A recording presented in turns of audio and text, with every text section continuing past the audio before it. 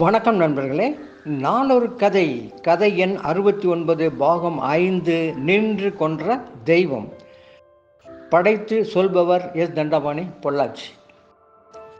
தாயே வாசவி, எங்களை கருத்தொழில் தாயே, நீக்கு தான் கண்கண்ட தெய்வம். பாண்டுவை வசத்தி வச்ச நீ எங்களையும் பாரம்மா. ஓஹோன்னு இருந்த எங்களை இப்படி பண்ணிட்டியே. எங்கள் ஒரே பொண்ணு நர்மதாவுக்கு சீரும் சிறப்புமாக கல்யாணம் நடக்கணும். எங்கள் வாழ்க்கை தரம் பழையபடி ஒசரணும். சுந்துவுக்கு நல்ல எதிர்காலம் வேணும். என்னோட ஆத்துக்காரருக்கும் ஒரு குறையும் இருக்கப்படாது. அதுக்கு நீ தான் அனுகிரகம் பண்ணணும் தாயே. பூஜை அறையில் குருராஜனது மனைவி சீதாலட்சுமி வாசவியை மனமுருக பிரார்த்தித்து கொண்டிருந்தாள். என்ன சீதா, பூஜையை முடிச்சாச்சா? கேட்டுன்னு தான் இருக்கேன். அதனை இப்போது கன்னிகா பரமேஸ்வரி மேலே உனக்கு பக்தி ஜாஸ்தி ஆகிட்டே இருக்கு. குருராஜன் கேட்டுக்கொண்டே வந்தார்.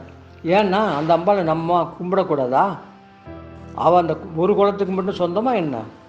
ஏன்னு அப்படி ஒரு பிரம்மை? சாட்சாத் அந்த பார்வதி தேவி தான் இந்த வாசவி. தான் அவதரித்த குலத்தை காக்க தன்னையே அக்னி பிரவேசம் பண்ணிட்டாளாச்சே. அவன் மட்டும் இப்படி தியாகம் பண்ணலன்னா அந்த குலமே இன்னைக்கு கிடையாது. அம்பாள் மேலே ஆசைப்பட்ட அந்த ராஜா அந்த மனுஷாலை பூண்டோடு அழிச்சிருப்பான். அவளை முழு நம்பிக்கையோட கும்பிடுறவாளே அவள் காத்து ரட்சிக்கிறா. பல பேர் அனுபவத்திலே சொல்லி கேட்டிருக்க உண்மையாக இது. அப்படியே அப்பா, பெரிய பிரசங்கமே பண்ணிட்டு இருக்கே. எது எப்படியோ ஏதோ ரூபத்தில் அந்த அம்பாள் கருணை வச்சா சரி. நம்ம பழையபடி கும்பகோணத்தில் கோலோச்சனம். முழு நம்பிக்கையோடு இருங்கோ, நல்லதே நடக்கும். முதல்ல நம்ம நர்மதாவுக்கு நல்ல வரன் அமையணும். நம்ம முன்ன மாதிரி இருந்திருந்தா நல்ல சீர்சனத்தையோட அவளை ஒருத்தன் கையில் பிடிச்சு கொடுத்துருக்கலாம். அவளுக்குன்னு சேர்த்து வச்ச நகைகளை கூட விட்டுத்தானே நம்ம ஜீவனமே நடக்கிறது. அவளுக்கு ஒரு நல்ல பையன் அமையணும். அவன் நர்மதாவை ஒரு கஷ்டமும் இல்லாமல் பார்த்துக்கணும். அவன் அம்மாவையே சுற்றி வர்ற கோண்டுவா அம்மாஞ்சியே இருக்கப்படாது. பெண்டாட்டியும் முழுசாக நம்பி வந்தவளை அன்பா அனுசரணையாக நடத்தணும். அத்தனை விஷயம் இருக்கு. கவலைப்படாது சீத்தம்மா. இந்த காலத்தில் 1-2 பேர் தான் அப்படி இருக்கா. மாமியாரெல்லாம் மாறிண்டு வரா. இல்லைன்னா அவள் வண்டி ரொம்ப நாள் ஓடாது. சொல்ல மறந்துட்டேனே, 2 நாளைக்கு முன்னே நம்ம பார்கவி மாமியோட பையன் பட்டாபி வந்திருந்தான். பையன் நல்ல லட்சணமாக சூட்டிக்கையாக இருக்கான். நல்ல மிடுக்கு. நம்ம நர்மதாவுக்கு நல்ல பொருத்தமாக பாந்தமாக இருக்கும். அவன் இப்போ சத்தியமங்கலத்தில் ஹெல்த் இன்ஸ்பெக்டராக இருந்துட்டு இருக்கான். நம்ம ஊருக்கு வெகு சீக்கிரத்தில் மாற்றல் கிடைச்சிடும். அவள் இங்கே வந்தப்புறம் பார்கவி மாமன்கிட்ட பேசி அந்த நர்மதாவுக்கு அவனை முடிச்சிடலாம். என்ன சொல்கிற? ரொம்ப நல்ல விஷயம். அந்த வாசவி வேண்டிக்கிட்டதும் ஒரு சந்தோஷமான செய்தியை சொல்கிறேன். என்ன ஒரு மகிமை பாருங்கோ. அந்த அம்பாள் அனுகிரகத்திலே இந்த வரனே அமையட்டும். பார்கவியும் தன் மருமகனை நன்னா பார்த்துப்பான். அதே நேரத்தில் பாண்டுவின் வீட்டில் என்றும் இல்லாத திருநாளாய் பாண்டி வீட்டில் இருந்தான். பக்கத்திலே குழந்தைகள் அபிராமியும் சுரேஷும் விளையாடி கொண்டிருந்தனர். மனைவி சுபத்ராவும் ஓய்வாகி கணவன் அருகில் மகிழ்ச்சியோடு அவரோடு பேசிக்கொண்டிருந்தார். கைவீசம்மா கைவீசி, கடைக்கு போகலாம் கைவீசி. மகள் பாட ஆரம்பித்ததும் பாண்டு குறுக்கிட்டார். அபிராமி, நிறுத்து. இது என்ன பழைய பாட்டையே பாடிண்டு? ஏன் சுபா, புதுசாக ஒரு பாட்டு சொல்லித்தர மாட்டியா?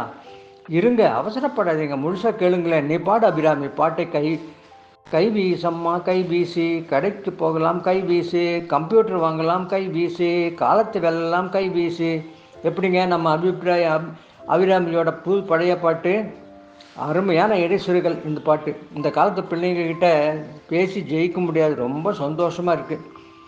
அப்பா அப்பா அப்பா சொல்லுப்பா, ஒரு கதை சொல்லுப்பா. ஆமாங்க, குழந்தைகளோட நீங்கள் இப்படி இருக்கிறது ரொம்ப கனவா நனவான்னு இன்னும் பிரமிப்பாக இருக்குது. ஆசைப்படி ஒரு சொல்லுங்களேன். சரி சொல்கிறேன். ஒரு தமாஷான ஆனால் சிந்திக்க வைக்கக்கூடிய கதையை சொல்கிறேன், கேளு. கதையை கேட்குற சுவாரஸ்யத்தில் தூங்கிடக்கூடாது. கொட்டணும், தெரிஞ்சுதா? சரி டாடி. கோபால்னு ஒரு பையன். அவன் நல்லவன், ஆனால் ரொம்ப பயந்தவன். நல்லா படிக்கிற பிள்ளைங்க தான் 8ஆம் வகுப்பு வரைக்கும் படிச்சுட்டு இருந்தான். சொல்லுங்க டாடி. அவன் படிக்க வந்த பள்ளிக்கூடத்தில் ஒரு நாள் கல்வி அதிகாரி வந்தாரா? அவனோட கிளாஸ் ரூமுக்கு வந்தார். எல்லா பசங்களும் எழுந்து நின்று குட் மார்னிங் சார் அப்படின்னு சொன்னாங்க. அந்த கிளாஸ் டீச்சரும் ரொம்ப பயந்தவர். பசங்கக்கிட்ட என்ன கேட்டையோ அவங்க நல்லா பதில் சொல்லணுமே அப்படின்னு சுவாமியை வேண்டிக்கிட்டாரு. என்ன சார் கேள்வி கேட்கலாமான்னு அந்த அதிகாரி ஆசிரியரை பார்த்து கேட்டார். சரி சார் கேளுங்க. ரைட் சொல்லிவிட்டு கிளாஸை ஒரு நோட்டம் விட்டார். அவர் கண்ணில் அகப்பட்டது யார் சொல்லு? கோபால் தானே டாடி. ரொம்ப சரி. கோபால் கிட்ட நின்று சரி உங்ககிட்ட ஒரு கேள்வி சொன்னார். கோபால் எழுந்து நின்றான். அவன் பேரை கேட்டு தெரிஞ்சுக்கிட்ட அதிகாரி, கோபால் ஜனகரோட வில்லை உடைச்சது யாரு அப்படின்னு கேள்வி கேட்டார். கோபாலுக்கு உடம்பெல்லாம் நடுங்கிடுச்சு. ஐயோ நம்ம எந்த தப்பையும் பண்ணலையே, நம்ம பேரில் பழிய போடுறாரே அப்படின்னு நினச்சி அழுதுண்ட, சார் சார் நான் அதை உடைக்கலை சார், யார் உடைச்சதையும் நான் பார்க்கவும் இல்லை சார், என் பேரில் எந்த தப்பும் இல்லை சார் அப்படின்னு சொன்னான். அவனோட அழுகை பலமாயிடுச்சு. அதிகாரிக்கு ஒன்றுமே புரியல. கிளாஸ் டீச்சரை திரும்பி பார்த்தாரு. உடனே அந்த ஆசிரியர், சார் கோபால் நல்ல பையன், அந்த மாதிரி எந்த தப்பையும் பண்ண மாட்டான், எனக்கு தெரிஞ்சு அவன் எதையும் உடைக்கலை அப்படின்னு சொன்னார். அப்புறம் டாடி? அதிகாரி ஒன்றுமே பேசலை. விடுவிடுன்னு ஹெட்மாஸ்டர் ரூமுக்கு போய் நடந்து சொன்னார். அதுக்கு ஹெட்மாஸ்டர் என்ன சொன்னார்? என்னப்பா சொன்னார்? சொல்கிறேன்னு கேளு. அதிகாரிகிட்ட சொல்கிறத கேட்டுட்டு ஹெட்மாஸ்டர், சார் அந்த பையனை பற்றி எனக்கு அவ்வளோவா தெரியாது, ஆனால் அந்த ஆசிரியர் ரொம்ப நல்லவர், பொய் பேச மாட்டார், எனக்கு ஒரு வாரம் டைம் கொடுங்க, சரி விசாரித்து அதை உடைச்சது யாருன்னு அறிக்கை அனுப்புகிறேன் அப்படின்னு சொன்னார். அதை கேட்ட அதிகாரி மயக்கம் போட்டு விழுந்துட்டார். எப்படி இருக்கு? பதில் தெரிஞ்சிருந்தாலும் பயத்தில் அது சரியாக இருக்குமா, தப்பாக பதிலாக இருக்குமா அப்படின்னு எல்லாரும் மிரண்டு போயிட்டாங்க. கேள்வியும் கூர்ந்து கவனிக்கலை. ஏதோ ஒன்று உடஞ்சிருச்சு, அது யாரோட தப்பு அப்படின்னு தான் குழம்பி இருக்காங்க. அதனால தான் இந்த நிலைமை. எதுக்கும் எப்பவுமே பயந்தபடி இருக்கப்படாது, தெரிஞ்சுதா? கரெக்ட் டாடி, எனக்கு பயமெல்லாம் கிடையாது டாடி. அது சரி, ஜனவருடைய வில்லை உடைச்சது யார் உங்களுக்கு தெரியும் தானே? நாளை மீண்டும் சந்திப்போம். நன்றி, வணக்கம்.